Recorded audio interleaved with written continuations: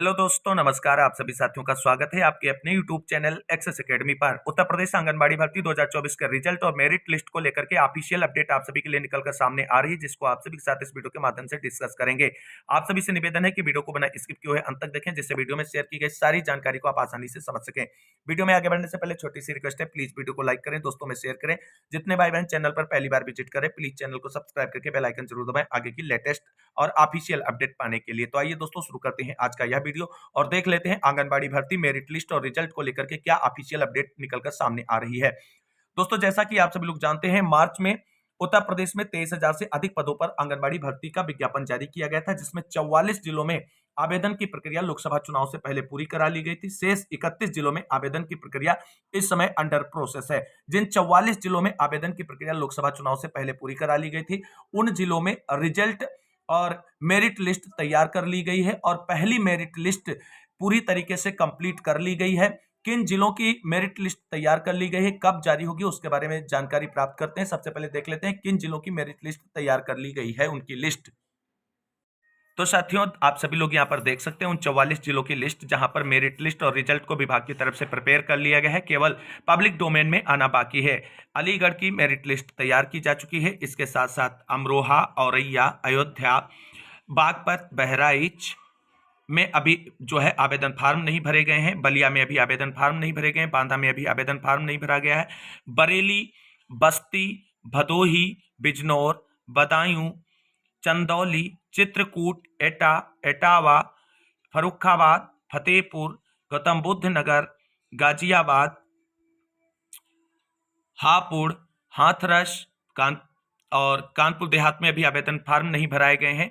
कानपुर नगर, कासगंज, कौशाम्बी, खीरी, ललितपुर, लखनऊ, महाराजगंज और मथुरा, मऊ, मेरठ, मिर्जापुर, मुरादाबाद में अभी आवेदन की प्रक्रिया नहीं पूरी कराई गई है।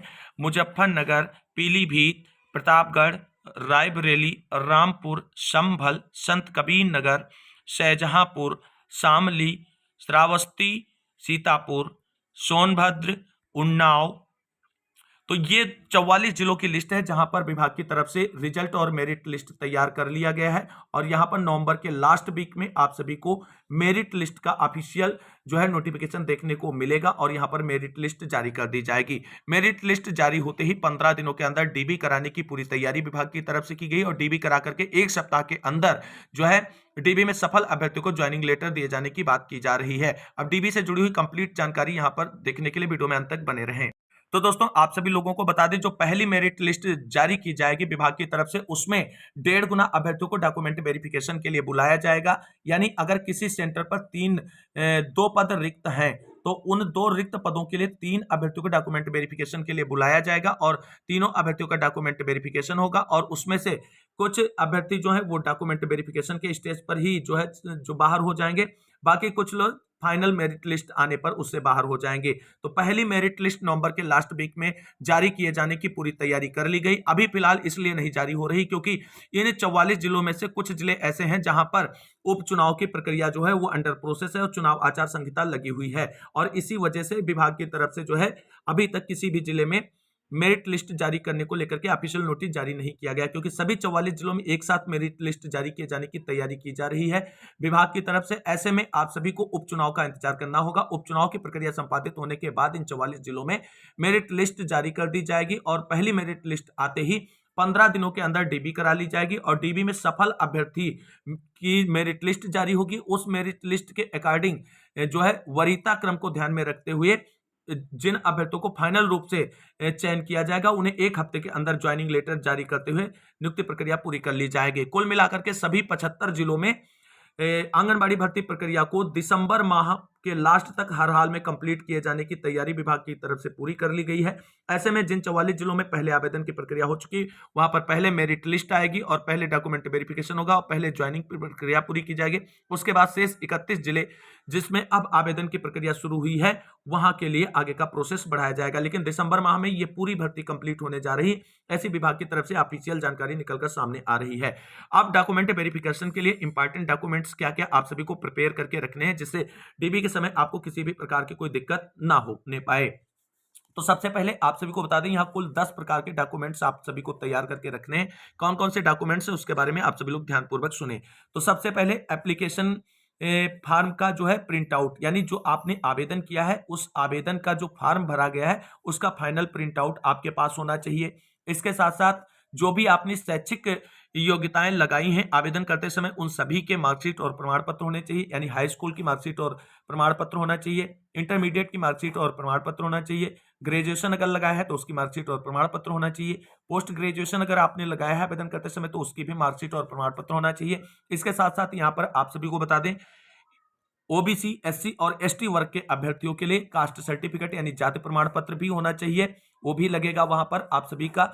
और सामान्य वर्ग के अभ्यर्थी जिन्होंने आवेदन करते समय ईडब्ल्यूएस सर्टिफिकेट का जो है आवेदन किया है तो ईडब्ल्यूएस जो है सर्टिफिकेट उनके पास होना चाहिए डॉक्यूमेंट वेरिफिकेशन के समय।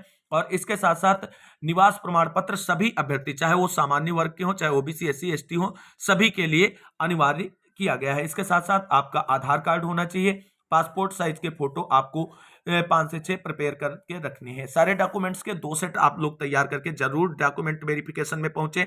और अगर आपकी किसी भी प्रकार की कोई दिक्कत है तो एक एफिडेविट लगा करके आप अपना डॉक्यूमेंट वेरिफिकेशन करवा सकते हैं, उसमें किसी भी प्रकार से आपको रोका नहीं जाएगा।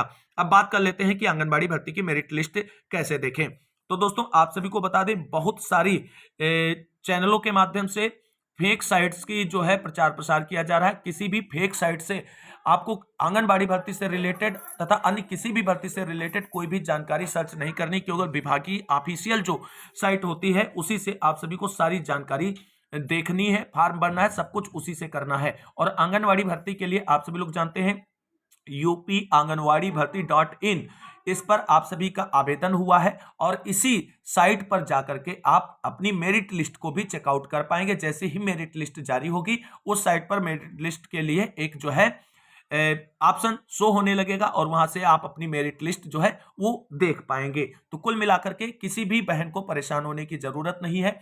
अनऑफिशियल किसी भी साइट पर अपनी डिटेल ना भरें, इससे आपके जो पर्सनल डिटेल्स हैं उनका जो है हनन हो सकता है और आपकी पर्सनल जानकारियां जो है वो लीक की जा सकती हैं। तो कुल मिलाकर के आंगनबाड़ी भर्ती में जिन 44 जिलों में आवेदन की प्रक्रिया लोकसभा चुनाव से पहले कंप्लीट कराई जा चुकी है उनकी मेरिट लिस्ट फाइनली तैयार है, केवल पब्लिक डोमेन में आना बाकी है। उसका रीजन क्या है वो हमने आप सभी को डिस्कस कर दिया है। कुल मिलाकर के थोड़ा इंतजार और करें और ऑफिशियल रूप से आप सभी के सामने होगी मेरिट लिस्ट विभाग की तरफ से जो तैयार की गई है। और आप सभी लोग जानते हैं आंगनबाड़ी भर्ती में कुछ वरीयता क्रम होता है, उसके अकॉर्डिंग चयन की प्रक्रिया संपादित की जाती है जिला स्तर पर गठित चयन समिति के माध्यम से।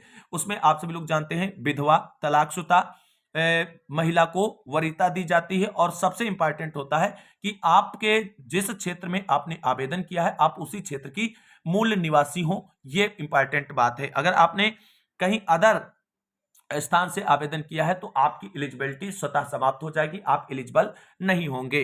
तो कुल मिलाकर के ये कंप्लीट जानकारी जो ऑफिशियल निकलकर सामने आ रही थी वो यही है कि आप सभी को अभी लगभग 1.5 से 2 सप्ताह का इंतजार करना पड़ेगा पूरी प्रक्रिया को आगे कैरी ऑन होने की ऑफिशियल नोटिफिकेशन को लेकर के। और जो ऑफिशियल अपडेट आएगी वो आप सभी को आगे भी चैनल के माध्यम से डिस्कस की जाएगी। कुल मिलाकर के इस वीडियो को अंत तक देखने वाली सभी बहनों को और भाइयों को तहे दिल से शुक्रिया, बहुत बहुत धन्यवाद। मिलते हैं अगली वीडियो में, तब तक के लिए सभी साथियों को जय जय भारत, वंदे मातरम।